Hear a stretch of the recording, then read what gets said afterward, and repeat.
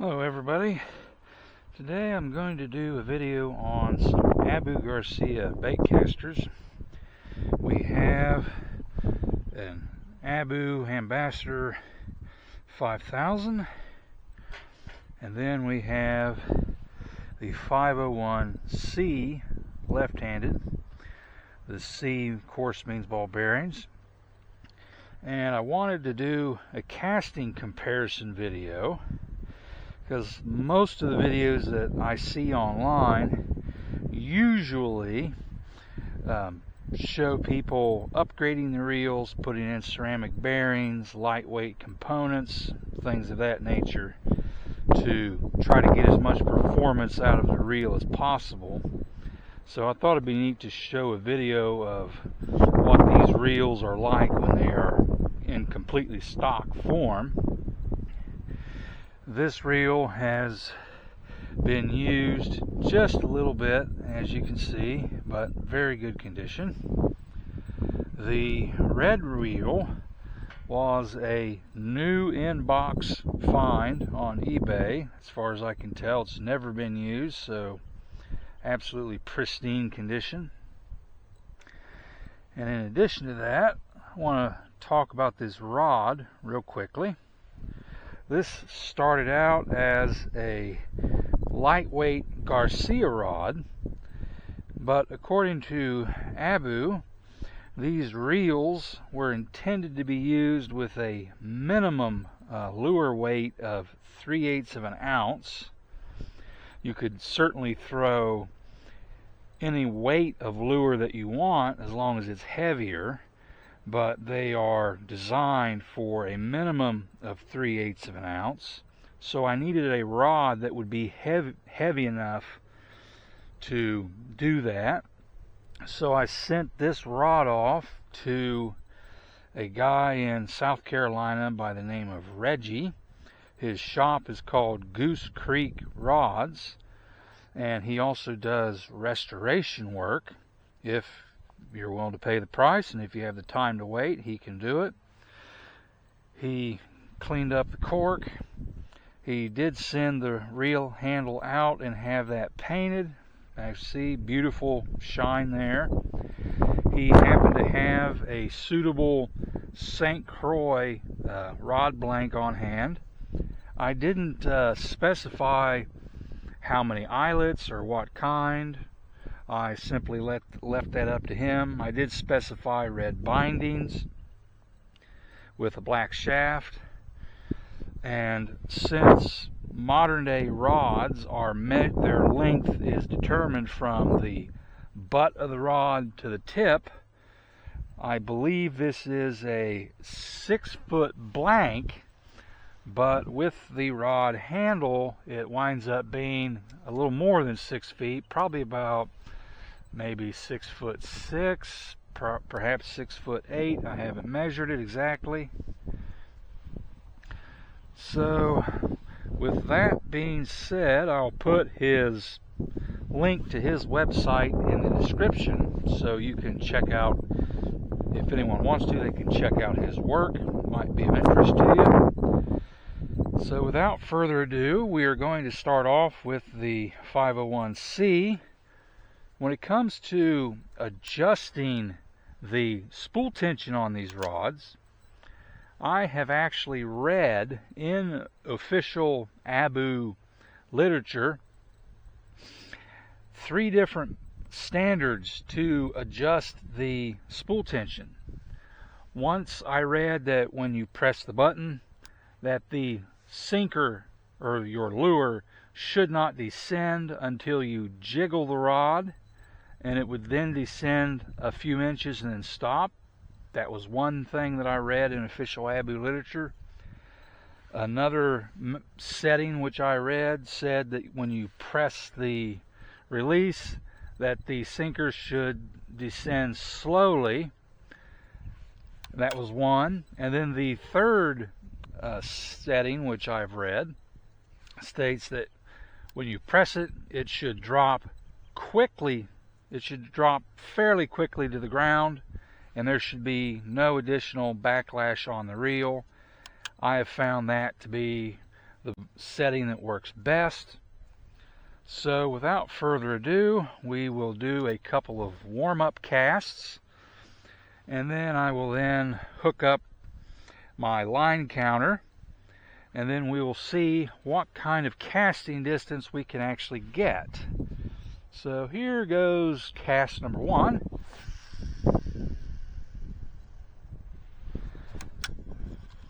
That was fairly good. Get it back in here.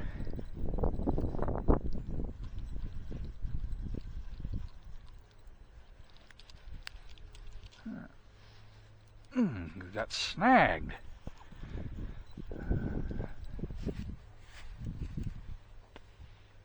There, watch out for the flying sinker.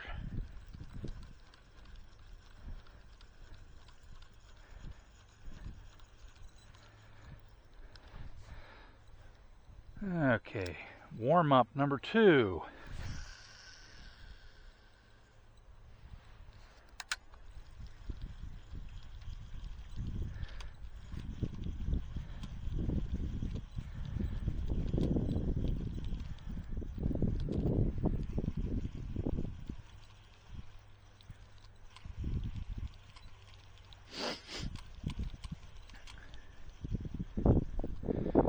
Okay, so now let's see what kind of actual reading we can get off of this.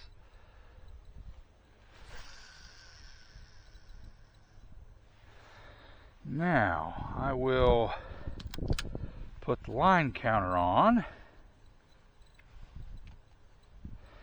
I can't have this mounted while I'm casting, otherwise I run the risk of getting it snagged in the line and creating a huge backlash, which I have done that before, which that is not fun by any means. There we go. Now let me get this turned on.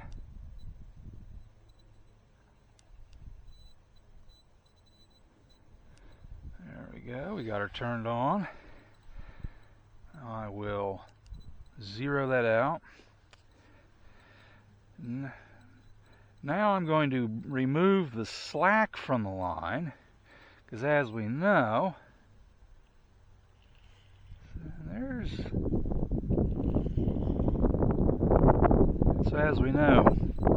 if you cast, say 50 feet or 70 feet or whatever it is, there's going to be some arc in the line. That doesn't necessarily mean that you've cast 70 foot in actual distance. So it looks like we had about maybe 8 feet of slack in the line, so I will zero that out. So now let's bring this on in.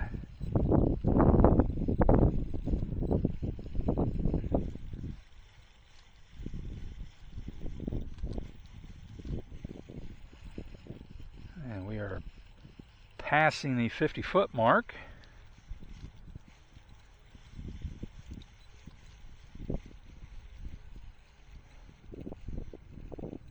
And there we go. So that's about 90 feet. So now let me take this. I will attempt to cast this with this still on here. Hopefully we don't wind up with a backlash. Let's try this one more time before we switch the reels out.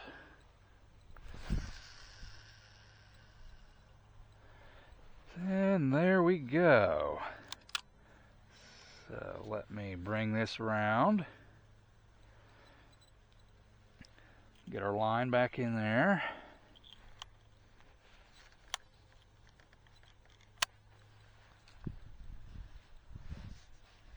Take our slack out.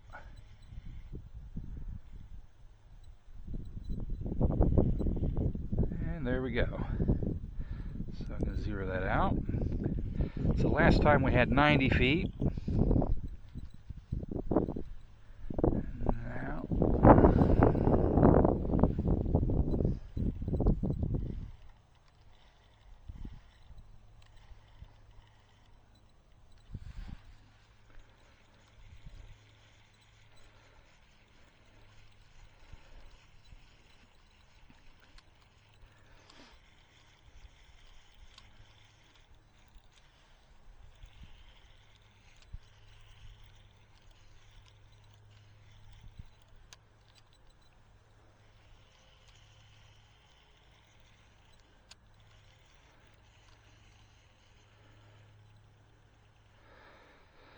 And we got about 99.5 out of that cast. So I would say that's pretty good for early 1980s. I believe this is an early 80s reel. We'll see in a moment when I take it off. So let's head back over to the table and take this rod off, or this reel. There's that. Rotate that around. Now, fortunately, this snap is just small enough to where I can fish it down through the eyelets of this rod, so that will help in that area. Hopefully the swivel that I have on the other reel is small enough to do this. That would be helpful.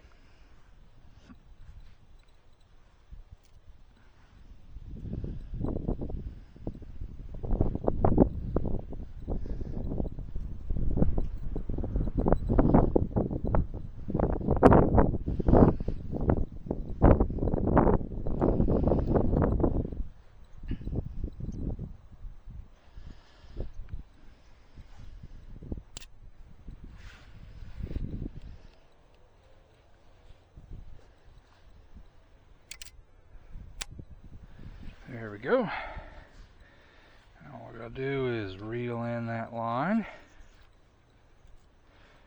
Now on these Garcia reels, or Garcia rods, you simply grip this butt cap and rotate counterclockwise, and that retracts the locking lug.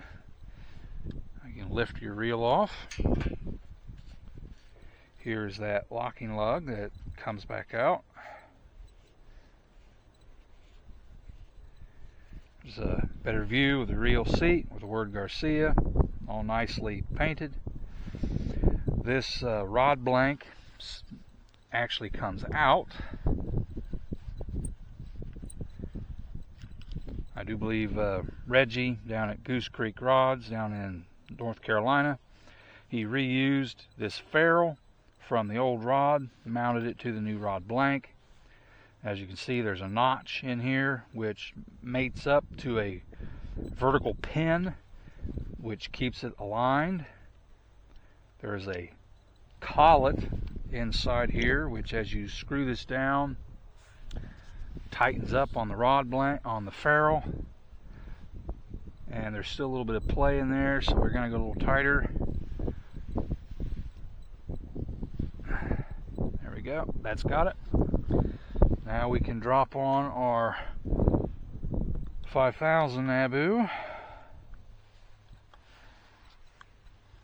And we can crank our locking lug back out.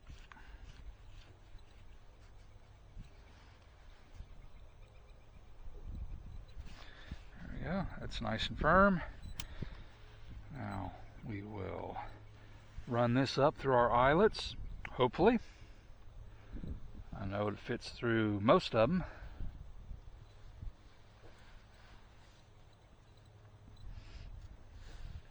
One interesting thing to point out is that I have noticed the 5000, since it is a bushing reel instead of a ball bearing reel,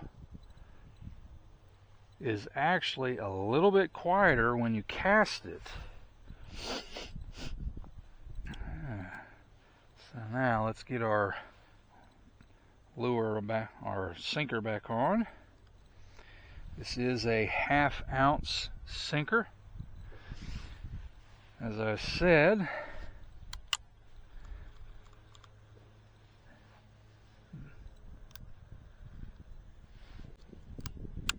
looks like I might want to tighten this spool up just a little bit.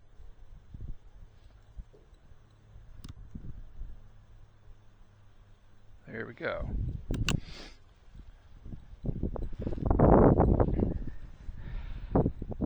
So let's see what kind of distance we can get out of the bushing bearing reel.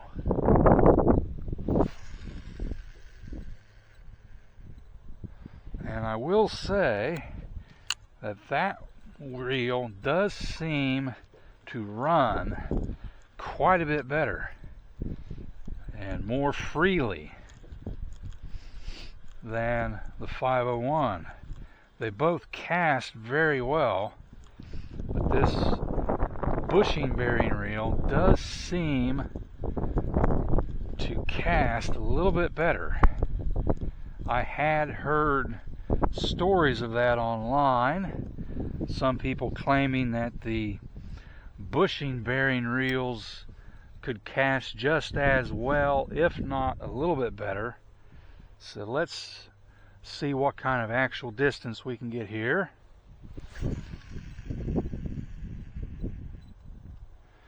I would say we are down. Let's get our line and our counter.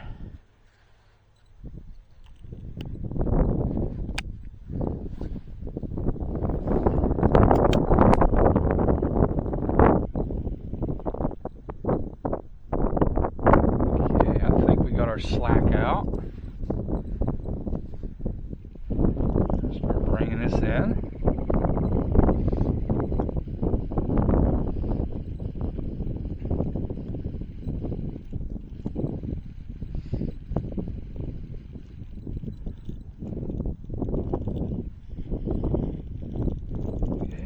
Going past 50 feet.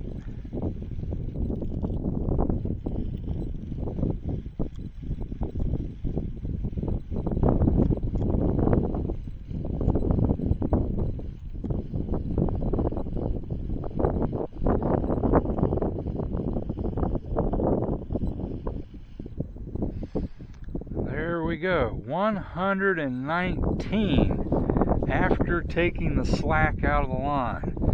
Let's try that again.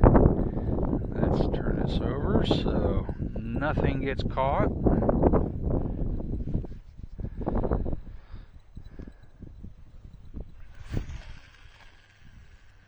I might have gone a little too high with that one.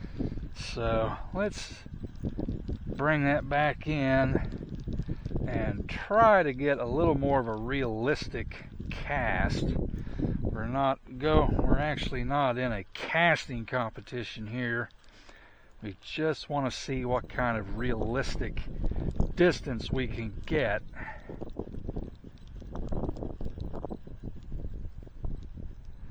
Okay. Open it back up. Let's snug that just a bit. There, that's more like it. I might have had the spool tension a little too loose. Okay, here we go. Let's try to keep this a little lower, more of a realistic cast. That's more like it. So, now bring this around.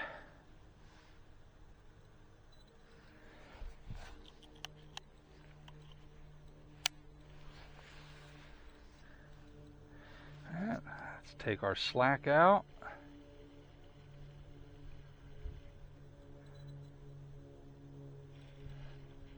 There we go. Now we can zero our counter.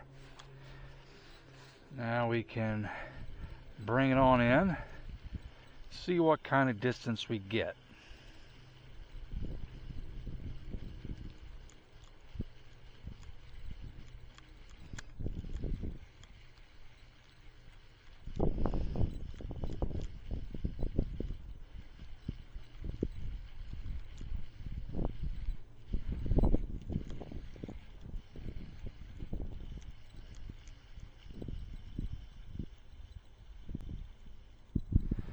There we have 117 and a half. So if we were to take 117 and a half and 119, then we would probably come up with a number somewhere around maybe 118 feet actual linear casting distance after we've taken the slack out of the line from the cast and zeroed that out.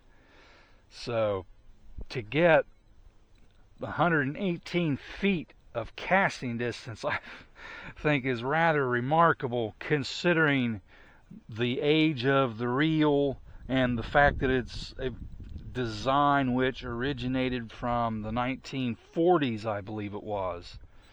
So really an amazing thing, if you ask me. Well, that's about all I had for you folks. I hope that this gives you a better idea of what kind of performance these old reels can give if they are in good working order with stock components. So, well, I'll see you next time. I might do another video dealing with what to expect when casting these things versus casting, say, a spinning reel, but that'll be a topic for another day. Well, have a good day, folks. Thank you.